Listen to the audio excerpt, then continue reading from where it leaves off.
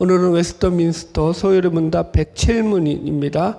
웨스터민스터 소요리 문답 마지막 시간이에요. 그죠? 107문이 끝이에요. 그래서 이제 주기도문으로 8번이죠. 그래서 주기도문 송영, 이 마지막, 이 주기도문의 끝부분을 주기도문 송영이라고 부르거든요. 그래서 이제 이 부분을 우리가 나눌 텐데요. 자, 우리 먼저 107문 읽고 답을 같이 읽어보겠습니다. 주기도문의 끝부분은 우리에게 무엇을 가르칩니까? 답, 나라와 건세와 영광이 아버지께 영원히 있사옵나이다. 아멘. 이라는 주기도문의 끝부분은 기도할 때 오직 하나님으로부터 용기를 얻을 것을, 그리고 우리 기도에서 나라, 건세, 그리고 영광을 그분에게 돌리면서 그분을 찬양할 것을 우리에게 가르칩니다. 그리고 우리는 우리의 소원의 증거로 또 상달의 보장으로 아멘이라고 합니다. 예. 그래서 이제 1번 주기도문의 송영. 주기도문의 마지막 기도문을 송영이라고 부른다. 송영이라는 단어는요, 이게 영어로 독설로지인데 헬라어 독사라는 말이 있어요. 이게 영광이란 말이에요. 여기서부터 온 단어예요. 그래서 하나님의 영광을 찬양하는 기도문이나 찬송을 의미한다. 그래서 보통 예배의 시작과 마지막에 들어가는 기도 형식의 찬송가이다. 이렇게 했어요. 그러니까 기도 플러스 찬송, 송영. 그래서 우리도 예배 시작할 때 기도에 송영이 들어가죠. 시작할 때 송영. 예. 이천지가 만물들아 뭐 이렇게 하잖아요. 우리 그 다음에 1장, 그죠? 만복의 근원 하나님, 이게 다 이제 송영에 해당하는 거예요. 송영. 그래서 이제 이 주기도문의 마지막 기도문을 우리가 이제 이 송영에 대해서 이제 오늘 좀 더 본격적으로 다룰 텐데요. 마태복음 6장 13절 주기도문 송영의 특징이에요. 먼저 오늘 그러니까 본문에 해당하는 내용이죠. 우리 마태복음 6장 13절을 다시 한번 읽고 이 본문부터 풀고 이제 이 소요리 문답 구체적인 내용으로 들어가 볼게요. 같이 읽읍시다. 시작. 우리를 시험에 들게 하지 마시옵고 다만 악에서 구하시옵소서. 나라와 건세와 영광이 아버지께 영원히 있사옵나이다. 아멘. 자, 보세요. 성경에 보면 여기에 가로가 있어요. 가로. 원래는 그게 무슨 말이냐면은 사본에는 이 송영이 들어가 있지 않아요. 그래서 가장 오래된 마태복음 사본을 보더라도 이 송영에 해당하는 부분이 없어요. 이 송영이 언제부터 나오느냐? 주 4세기에 번역된 성경들이죠. 시리아 성경, 라틴역, 그 다음에 이집트의 테베역 등등의 사본에서 이 송영의 이 내용들이 드디어 이제 나타나기 시작한 거예요. 이해하셨죠? 그러니까 초창기 이 기독교 사본에서는, 성경 사본에서는 안 나타난다는 거예요. 그러니까 1세기 성경 사본 같은 데서는 아예 이 문구가 발견되지 않아요. 그래서 우리가 이게 성경이 첨가되었다라는 걸 알 수 있죠. 이 성경은 첨가된 거예요. 그래서 가로를 쳐놨다고요. 후대 사본에 나오는 것들이라서, 그러니까 원문에는 없는 거란 얘기예요. 이해하셨죠? 그래서 3번 보면은 성경이 첨가된 이유가 뭐냐면 아마도 초대교회 당시에 이렇게 기도했을 가능성이 제일로 높다. 아마도 초대교회 공동체, 교회 공동체에서 했던 기도문으로 이 주기도문이 사용되면서 자연스럽게 주기도문 속에 송영이 첨가되었던 것으로 볼 수 있다. 무슨 말인지 이해하셨죠? 그러니까 이 초대교회 공동체 안에서 이 주기도문이 오늘날 우리가 지금 주기도문을 자주 사용하듯이 그들의 예배 공동체 속에서도 이 주기도문이 사용되었고, 그러면서 자연스럽게 이 주기도문 가운데 이 송영 부분이 첨가된 것으로 볼 수 있습니다. 왜냐하면은 제가 4번을 써놨는데 시편의 마지막에 나오는 시편들, 140편 후반에 나오는 시편들은 거의 다 이런 송영 시편들이거든요. 이게 무슨 말이냐면은 히브리인들의 관습을 보잖아요. 그러면 그들은요 항상 기도할 때도 그 기도의 관행이 뭐냐면 기도의 마지막을 송영으로 끝냈다고요. 송영. 하나님께 영광을 돌리는 찬양으로 끝냈어요. 그래서 시편 한번 찾아볼까요? 145편 한번 가보세요. 시편 145편. 시편 145편. 시편 145편 1절 2절 보세요. 한번 쭉쭉 읽어볼게요. 145편부터 계속 하나님을 찬양하고 하나님께 영광 돌린다는 것으로서 시편이 마무리되고 있어요. 보세요. 읽어봅시다. 시작. 왕이신 나의 하나님이여 내가 주를 높이고 영원히 주의 이름을 송축하리이다. 내가 날마다 주를 송축하며 영원히 주의 이름을 송축하리이다. 아멘. 이해하시겠죠? 송축하는 거. 예. 찬양 송자예요. 영광 영자고 영광을 돌리는 찬양이에요. 이게 송영이. 자, 146편 1절 시작. 할렐루야 내 영혼아 여호와를 찬양하라. 나의 생전에 여호와를 찬양하며 나의 평생에 내 하나님을 찬송하리로다. 그죠? 성경이죠. 147편 시작. 할렐루야 우리 하나님을 찬양하는 일이 선함이요 찬송하는 일이 아름답고 마땅하도다. 하나님을 찬양하는 걸로 시작해서 끝나요. 148편 1절 시작. 할렐루야 하늘에서 여호와를 찬양하며 높은 데서 그를 찬송할지어다. 149편 1절 할렐루야 새 노래로 여호와께 노래하며 성도의 모임 가운데서 찬양할지어다. 하나님을 찬양한다고요. 영광 돌린다고요. 찬양으로. 이해하셨죠? 이걸 송영이라고 한다고요. 150편 마지막 1절 시작. 할렐루야 그의 성소에서 하나님을 찬양하며 그의 영광의 궁창에서 그를 찬양할지어다. 6절 마지막 호흡이 있는 자마다 여호와를 찬양할지어다. 할렐루야. 이렇게 그러니까 하나님을 믿는 자들은 항상 그 기도문 가운데서 그 마지막을 송영으로 끝냈다고요. 기도를. 이렇게 하나님을 찬양하는 내용으로 이걸 찬양시라고도 하고요. 이해하셨죠?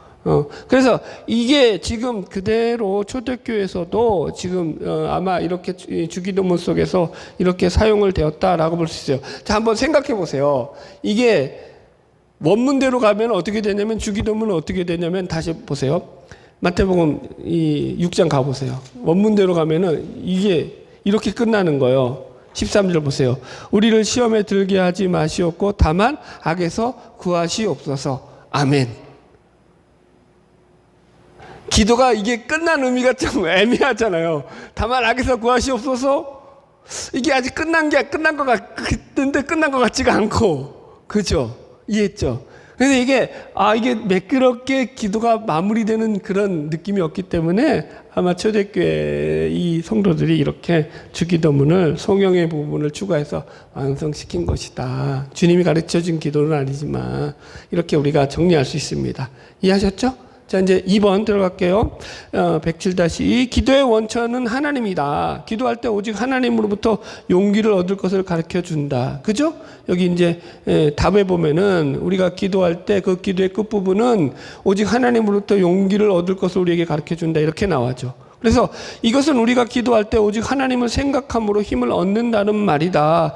우리가 기도를 통하여 하나님으로부터 격려를 받고 용기를 얻는다는 것에 큰 의미를 부여한다라는 거예요. 자, 보세요. 무슨 말이냐면은 자, 기도가 우리는 선행될 때 하나님께 영광 돌리고 찬양 돌리는 게 선행되어서 이것이 먼저 드러나야 되는데 여기 소요리 문답에서는 뭘 먼저 지금 우리에게 제시하고 있냐면은 우리가 기도를 통해서 먼저 용기를 얻을 것을 가르친다는 거예요.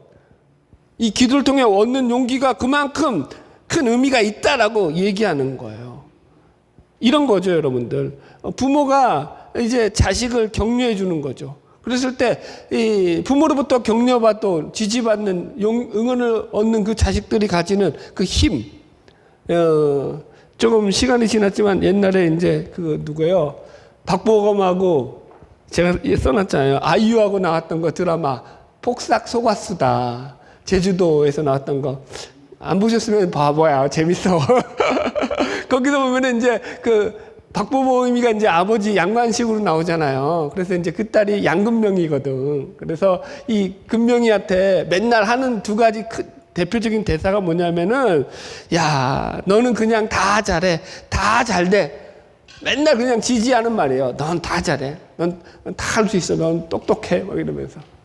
지지해 주죠. 두 번째, 이 양관씨가 금명이한테 했던 대표적인 말이 뭐냐면은, 예를 들어서 이제, 학교를 가는데, 금명이한테 그러죠. 야, 학교 일단 갔다가 애들하고 뭐 안 맞아. 그래서 이게 아닌 것 같아. 수틀리면 빠꾸. 아빠 집에 있으니까 집으로 와. 아빠 있을 거니까. 수틀리면 빠꾸 이 얘기가. 그래서 금명이가 결혼할 때도 그러잖아요.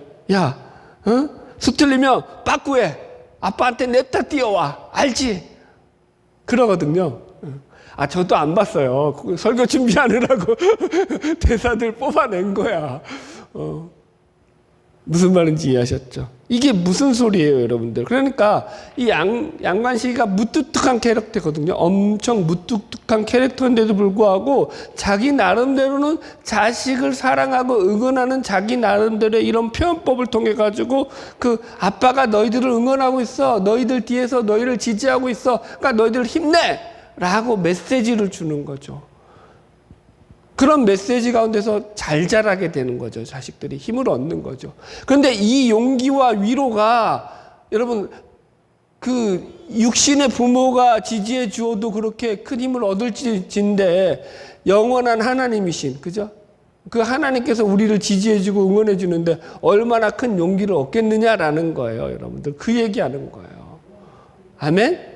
예. 두 번째, 그래서 다니엘의 기도의 근거로서 자신의 공의가 아니라 주의 큰 긍휼을 의지하여 기도하고 있다. 이 웨스터민스터 소요리 분답을 보니까 그 예를, 그래서 용기를 얻는 그 기도를 통해서 얻는 용기의 예를 다니엘의 기도를 가지고 들고 있어요. 자, 다니엘서 9장 제가 쭉 써놨어요. 여러분들 찾으시면 번거로울까봐. 이제 먼저 배경 설명을 잠깐 드릴게요. 읽기 전에. 다니엘서 9장 배경이 뭐냐면, 다니엘이 하나님께 기도를 드리는데 그 기도가 어떻게 시작하냐면은 다니엘이 예레미야서를 읽다가 거기에서 이제 하나님께서 70년이 지난 뒤에 바벨론에서 자신들을 포로기에서 풀어줄 것에 대한 그 예언이 되어 있는 걸 읽게 되는 거예요. 그때가 차서 이제 자기가 날수를 계산해 보니까 이제 거의 다 된 거야. 70년이 거의 다 돼 가거든. 그러니까 이제 얼마나 흥분되겠어요. 다니엘이 그래서 하나님 앞에 이제 기도하는 거지. 그 예레미야서를 읽고 난 뒤에 놀라운 발견이잖아요. 어떻게 보면은. 그러니까 하나님 앞에 기도하는데, 여러분들 보세요. 여러분들 같으면 어떻게 기도하겠어요? 이제 읽지 말고. 예. 이거 아무도 모르지? 거봐요. 내가 모를 줄 알았어. 여러분들 같으면 어떻게 기도하겠어요? 하나님이 내가 70년 뒤에 너희들 포로에서 해방시켜 줄게. 너희 땅으로 돌아가게 해줄게. 너에게 자유를 줄 거야. 라는 그런 약속의 말씀을 이제 알게 됐어. 깨닫게 됐어요. 그럼 여러분들은 어떻게 기도하겠어요? 하나님 앞에. 그걸 알게 됐을 때. 뭐 감사하겠죠. 또 뭐 하겠어요, 여러분들? 예? 가서 살집 달라고 기도한다고? 야, 더하네, 저 인간은 아주. 아유, 진짜. 그렇지, 그거 나쁘진 않겠죠. 살집 달라고 기도해야죠. 돌아가서 살 곳이 없으면 안 되니까. 야, 진짜, 한수 더 뜬다, 야. 그런데, 다니엘은요, 그렇게 기도 안 해요. 여기 보세요. 이제 봅시다. 쭉 읽어볼게요. 다니엘이 책을 통해 여호와께서 말씀하신 선지자 예레미야에게 알려주신 그 연수를 깨달았으니 곧 예루살렘의 항폐함이 70년 만에 그치리라 하신 것이니라. 그래서 이제 3절 보니까 내가 금식하고 베옷을 입고 죄를 덮어쓰고 주 여호와께 기도하여 간구하기를 결심하고. 보세요. 기도를 어떤 자세로 나간다고요? 지금 금식, 베옷, 죄를 덮어쓴다는 어떤 기도할 때 하는 거예요? 이 퍼포먼스가 회개할 때 하는 기도의 퍼포먼스예요. 이해하셨죠? 그렇게 하면서 내 하나님 여호와께 기도하며 자복하여 이르기를 크시고 두려워할 주 하나님, 주를 사랑하고 주의 계명을 지키는 자를 위하여 언약을 지키시고 그에게 인자를 베푸시는 이시여. 처음에는 이제 우리가 생각하는 대로 기도해요. 하나님의 약속을 놓고 기도하는 것 같죠? 5절 그런데 보세요. 우리는 이미 범죄하여 패역하며 행악하며 반역하여 주의 법도와 규례를 떠나 싸우며 우리가 또 주의 종 선지자들이 주의 이름으로 우리의 왕들과 우리의 고관과 조상들과 온 국민에게 말씀하신 것을 듣지 아니하였나이다. 무슨 기도예요? 우리가 범죄하였나이다. 회개하는 기도를 한다고요. 8절 주여 수치가 우리에게 돌아오고 우리의 왕들과 우리의 고관과 조상들에게 돌아온 것은 우리가 주께 범죄하였음이니이다. 그죠? 이해 가셨어요? 하나님의 약속이 너희들에게 이제 큰 성공을 줄 거야, 해방을 줄 거야, 자유를 줄 거야. 그런데 회개한다고요. 이게 매치가 돼야 돼요. 따라오세요. 17절. 그러하온즉 우리 하나님이여 지금 주의 종의 기도와 간구를 들으시고 주를 위하여 주의 얼굴 비출 주의 항폐한 성소에 비추옵소서. 우리가 주 앞에 간구하옵는 것은 우리의 공의를 의지하여 하는 것이 아니요 주의 큰 긍휼을 의지하여 함이니이다. 이렇게 기도해요. 자, 여러분 이게 여러분들에게 이해가 되셔야 돼요. 팍팍 와야 돼요. 이게 이해가 안 오니까 나는 답답한 거고. 여러분들 다니엘이 왜 이렇게 기도하겠어요? 여러분들 기도의 본질이 뭔지를 다니엘은 정확하게 아는 거예요. 여러분들 보세요. 다니엘이 마지막에 뭐라고 한다고요? 주 앞에 간구하는 것은 우리의 공의를 의지하여 하는 게 아니라는 거예요. 내가 무슨 공로가 있고 내가 무슨 잘한 게 있고 내가 무슨 하나님 앞에 큰 의를 행하고 내가 선을 쌓았기 때문에 이거 가지고 내 공로 가지고 하나님 들어주세요. 기도하지 않는다고요. 내 열심을 놓고 기도하지 않는다고요. 40일 철야했으니까 하나님 들어주세요. 하지 않는다고요. 늘 조심하셔야 돼요. 기도는요, 하나님의 긍휼과 은혜를 힘입어 나르는 거라고요. 그게 진정한 기도라고요. 다니엘을 아는 거예요. 이거 아는 거예요, 여러분들. 그러니까 보세요. 자신의 조상들과 자기가 범죄하고 패역했다라고 하는 거예요. 다니엘이 이게 왜 중요하냐면 기도의 근거가 자기에게 있지 않고 오직 하나님의 자비와 긍휼을 우리에게 자비와 긍휼을 베푸시는 하나님에게 있다라는 걸 아는 거예요. 하나님의 긍휼과 자비가 없으면 내가 기도의 자리에 나아갈 수 있어요, 없어요? 없다고요, 여러분들. 우리를 포로에서 풀어나게 해주신 하나님, 뭐라고 할까요? 우리에게 이제 자유를 주시니 감사합니다. 얼마든지 이렇게 기도하잖아요. 할 수 있잖아요. 하나님이 약속하셨으니까 이 약속 기도 응답해 주셔야 됩니다. 우리가 말씀 붙잡고 기도하는 거 물론 잘못된 거 아니죠. 잘한 기도죠. 그런데 더 기도의 본질로 들어가면요. 기도의 본질은 뭐라고요? 하나님의 말씀, 그게 아니라 하나님의 긍휼, 하나님의 자비, 하나님의 은혜 가운데 구하는 거라고요, 여러분들. 보세요. 이 용기는 자신이 하나님 앞에 자신의 죄인됨을 고백함으로 완성이 된다고요. 하나님이 기뻐하시는 것은요, 우리의 열심이나 우리의 노력이 아니라 우리의 죄와 허물을 사해 주시는 하나님만 의지하고 하나님께 영광 돌리고 하나님을 높이는 것이라고요. 이 차이가 얼마나 큰지 알아야 돼요. 이 차이를 모르니까 지금도 여러분들 무슨 큰 업적을 이루고 큰 일을 이루고 교회에게 엄청나게 무슨 그죠? 뭘 이루고 그것이 하나님 앞에 뭘 드린 것이냐 착각한다니까요. 하나님 뭐가 부족한 게 없으세요, 여러분들. 그거 아니에요. 잊지 마세요. 기도는요, 기도 자체가 은혜를 밑바닥에 깔고 있어요. 기도란 은혜의 산물이에요. 그죠? 네. 아멘? 여러분, 아무나 기도해요? 다시 설명할게요. 자, 절에 가서 비나이다, 부처님께 비나이다. 저기 또 정한수 떠놓고 나무 밑에서 우리 조상들이 했던 것처럼 신령님께 비나이다. 그 기도랑 이 기도가 같아요? 틀려요? 틀려요. 완전히 틀려요. 우리의 지극 정성으로 하나님께 우리의 지성이면 감천이라고 우리의 소원을 아뢰니까 내가 막 열심히 간절히 매달려서 기도했더니 하나님이 기도를 들어주셨다. 그건 세상이죠.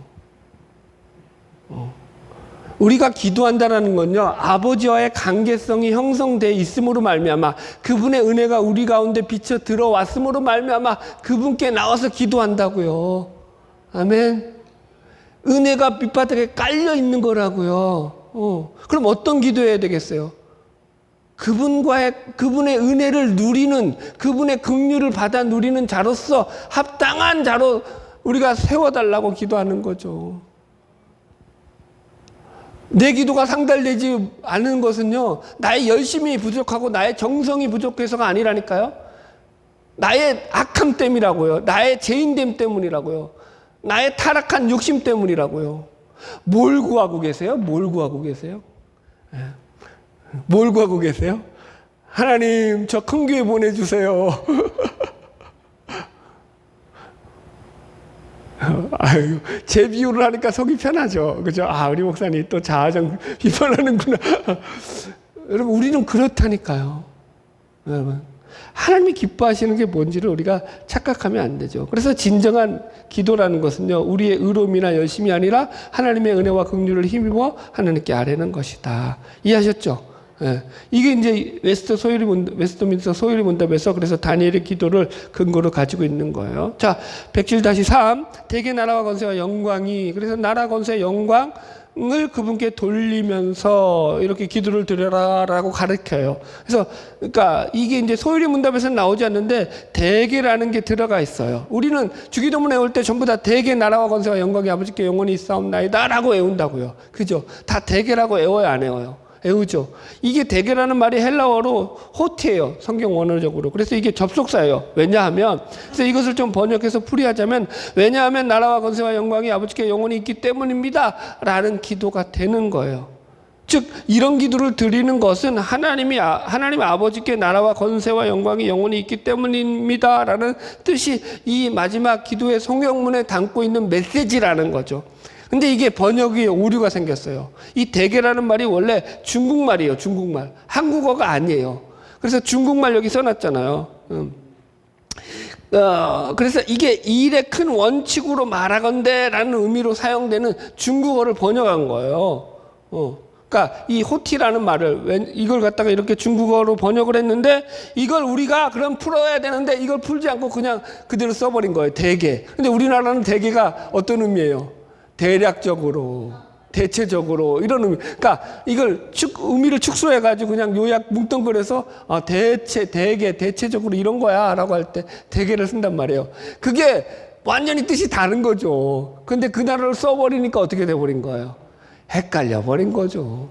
그런데 이거 뭐 옛날부터 개혁성경 이전부터 우리가 그냥 늘 입에 붙어서 외워왔던 거니까 이게 안 없어지는 거죠. 그런데 이제 개혁개정이나 개혁부터는 이제 이거 문제가 있다 해가지고 아예 성경에서 빼버린 거예요. 대개라는 말을.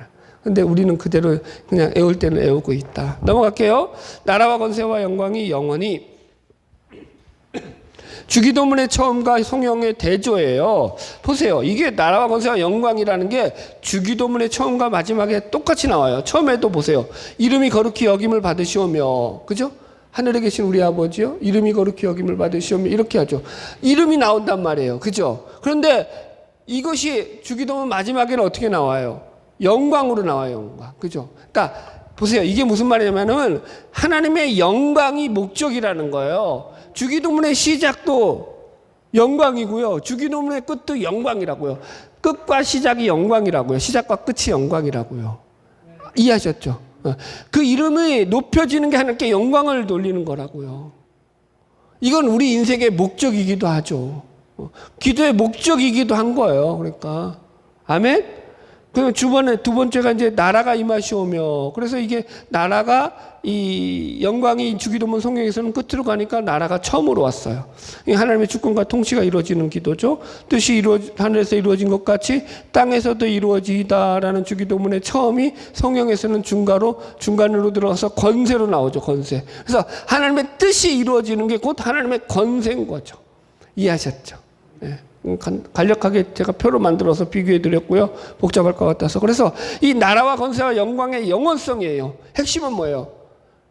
나라와 권세와 영광이 아버지께 영원히 있사옵나이다. 아멘?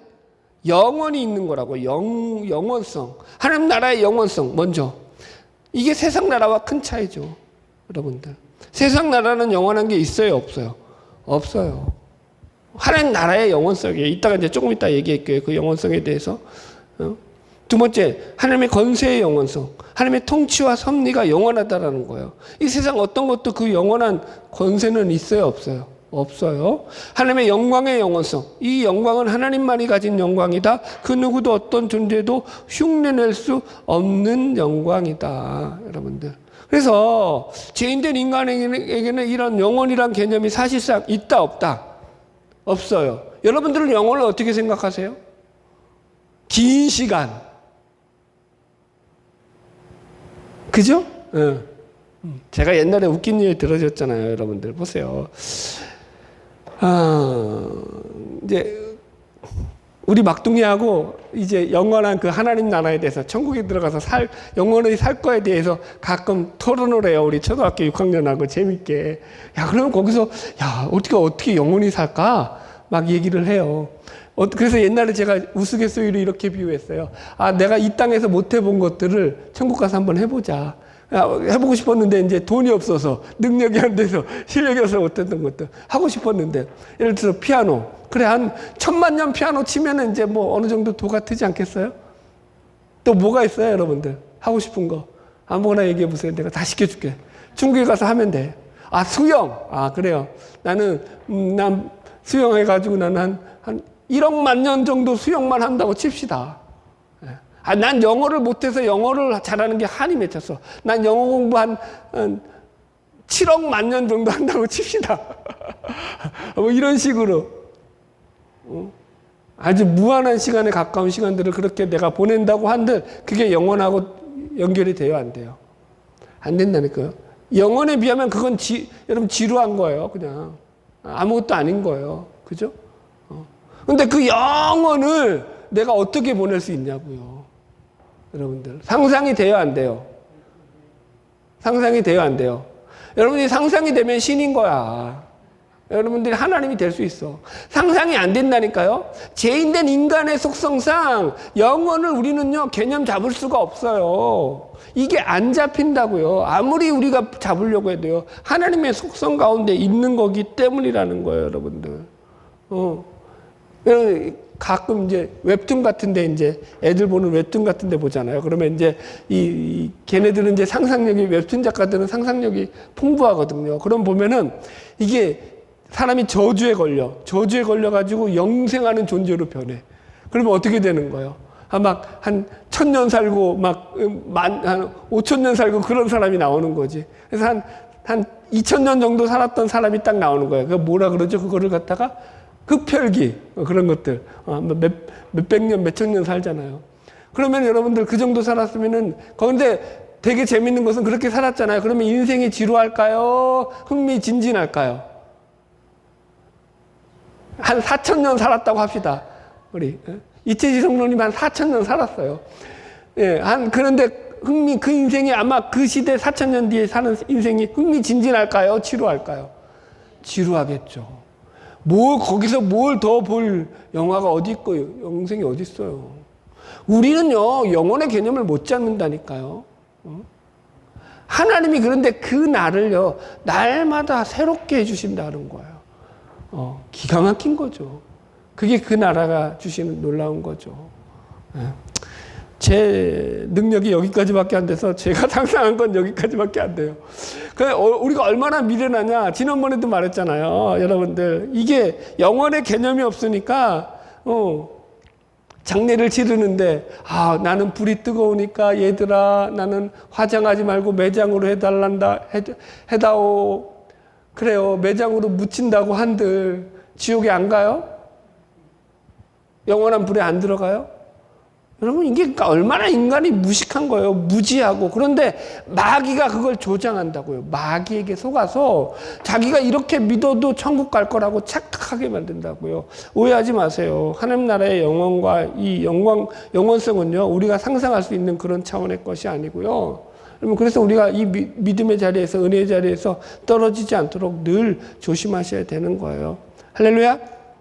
넘어갑시다. 4번. 기도의 대상을 찬양한다. 그래서 그분을 찬양할 것을 가르친다. 그래서 소요리 문답은 그 찬양을 예시로 다윗의 송영을 예시로 들고 있어요.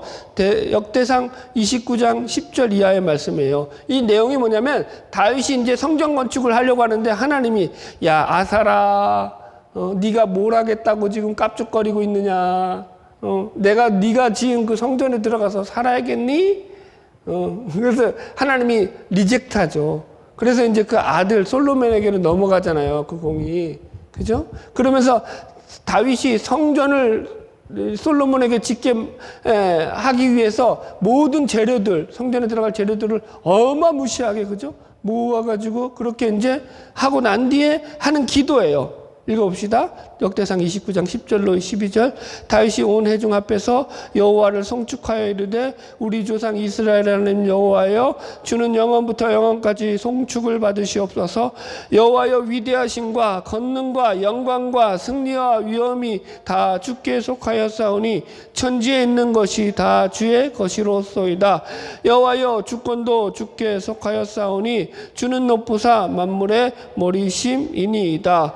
부와 기가 주께로 말미암고 또 주는 만물의 주제가 되사 손에 권세와 능력이 있사오니 모든 사람을 크게 하심과 강하게 하심이 주의 손에 있나이다. 예. 보세요. 지금 자기가 하나님께 드리는데 이 드리는 게 다 누구 거라는 거예요? 자기 거라는 거예요? 하나님 거라는 거예요? 하나님 거라는 거예요. 하나님이 주신 거 갖고 드린다라는 거예요. 그죠? 그러면서 이걸 갖다가 다윗이 이 성경을 보면은 즐거이 드린다는 말을 계속 반복해요. 14절. 나와 내 백성이 무엇이기에 이처럼 즐거운 마음으로 드릴 힘이 있었나이까? 모든 것이 주께로 말미암아 싸우니 우리가 주의 손에서 받은 것으로 주께 드렸을 뿐이니이다. 17절. 내가 정직한 마음으로 이 모든 것을 즐거이 드렸사오며. 그러니까 이게 하나님 앞에 드리는 이 모든 것들이 하나님께서 주신 것으로 내가 즐거이 하나님께 드리고 있습니다라고 하나님을 찬양한다고요. 이게 송영이죠. 이게 다윗의 마지막이죠. 마지막. 여러분들. 여러분 보세요. 우리도 때론 하나님께 드리고 싶은 마음이 있어요? 없어요? 네. 없나요? 좀 있으세요? 여러분, 그런데 하나님께 드리고 싶은 마음이 나쁜 마음은 아니죠. 그런데 근본적으로 신앙이라는 것은 하나님이 우리를 위해서 행하시는 게 신앙이지 우리가 하나님께 뭘 드려서 하나님을 기쁘시게 하는 게 아니에요. 여기서 다 틀려. 그러니까 불교같이 갖다 바쳐야 되고 더 큰 성전을 져야 되고 더 많이 모여야 되고 아니 하나님이 뭐가 부족하신데요, 여러분들. 뭘 하나님께 드려가지고 하나님의 기쁨이 되겠는데요. 그건 인간이지, 인간. 자식들이 부모한테 용돈 주면 좋아하는 건 인간이지, 인간. 하나님이 용돈이 부족하셔요? 어떡하실래, 여러분들. 착각하시면 안 돼요. 하나님의 메시지는 이거예요. 야, 네가 나를 위해서 무엇을 할 수 있겠느냐. 네가 누구간데. 내가 너를 위해서 하는 것이지. 여러분들. 다윗의, 보세요. 이게 다윗의 성령의 인생의 마지막의 끝모습이거든요. 그죠? 마지막에 다윗이 하는 거예요, 하나님. 근데 사실은 이게 우리의 마지막이어야 되는 거죠. 우리의 인생이 하나님께 드리는 거예요. 하나님께서 우리에게 주신 거 드리면서 그걸 기쁘게 드리는 거죠. 드릴 수 있겠어요? 안 되죠. 이해해요. 이해하는데, 여러분, 우리 마음 가운데서 그렇게 하나님께 자원하여 기쁘게 즐겁게, 이게 여러분, 얼마나 이 다윗이 즐거이 드렸다고 합니까? 기뻐 드렸다는 거죠.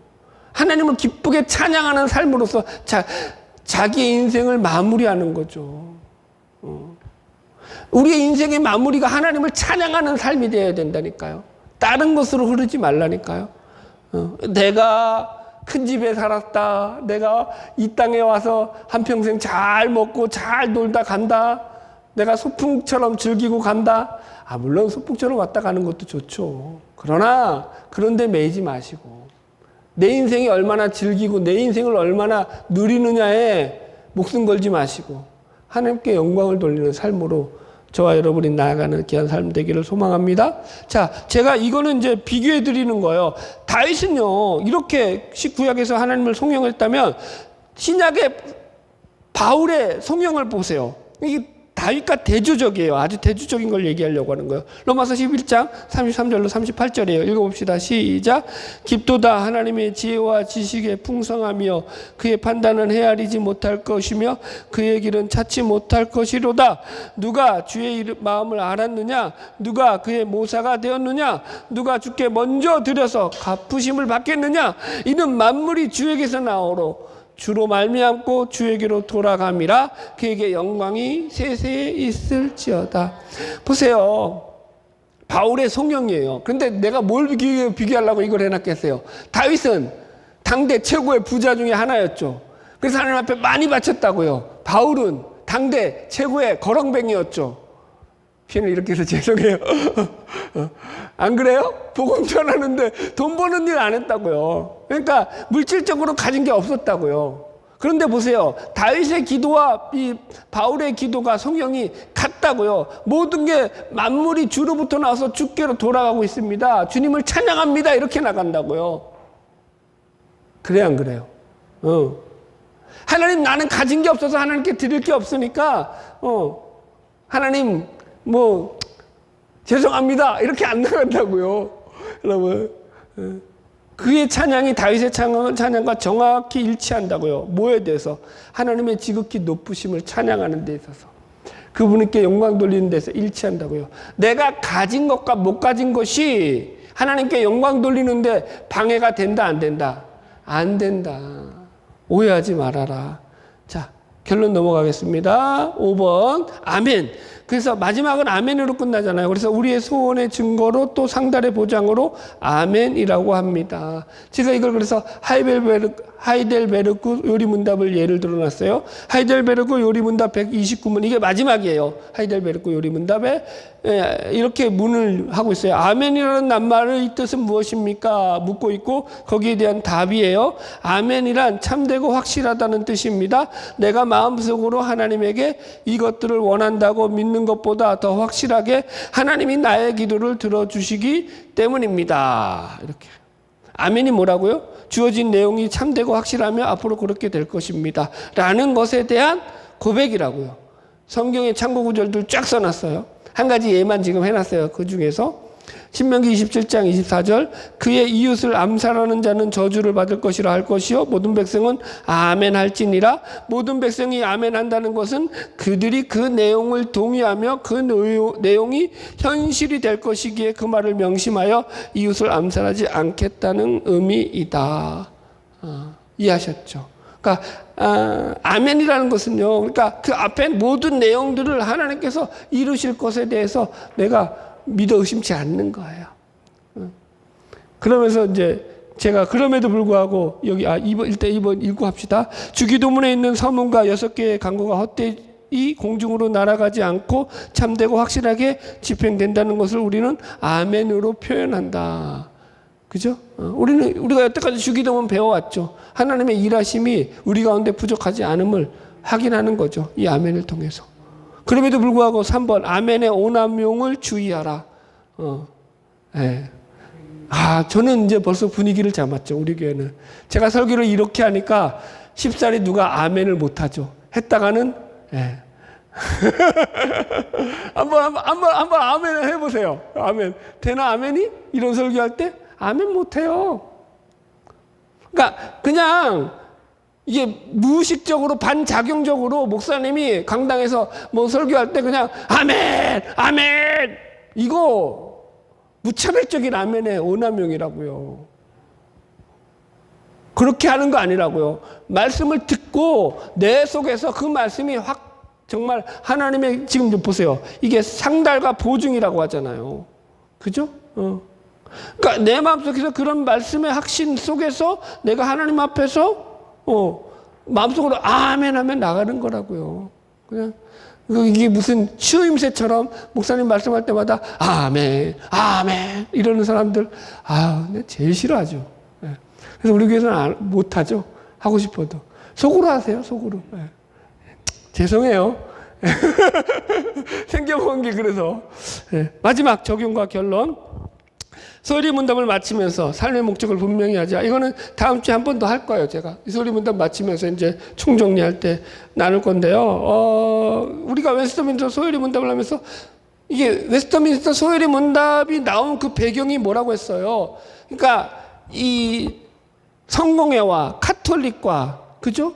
이 청교도 간에 서로 이게 교리적인 막 분쟁과 분열 속에서 그럼 도대체 우리가 어떻게 하나님을 믿어야 되고 우리가 어떻게 믿음으로 살아야 되느냐, 믿음의 목적과 내용이 뭐냐라는 궁극적인 질문에서 하나님께 영광을 돌리는 것이다 라는 것을 잡기 위해서 이 소요리 문답이 만들어졌다고 했죠. 그죠? 여기서 틀리면 돼요, 안 돼요? 안 된다. 이 목적 하나에서만큼은 절대 틀리지 말라. 내가 잘 사는 게 목적이 아니다 못하겠죠. 하셔야 돼요. 내가 잘 사는 게 목적이 아니다. 속으로 꿍꿍이 생각을 가지고 있을지라도 입으로는 아니다라고 하세요. 아멘. 하나님께 영광을 돌리는 삶을 살아야 돼요. 아셨죠? 여기서 틀리면 하나님은 만물이 여김을 받지 않으신다.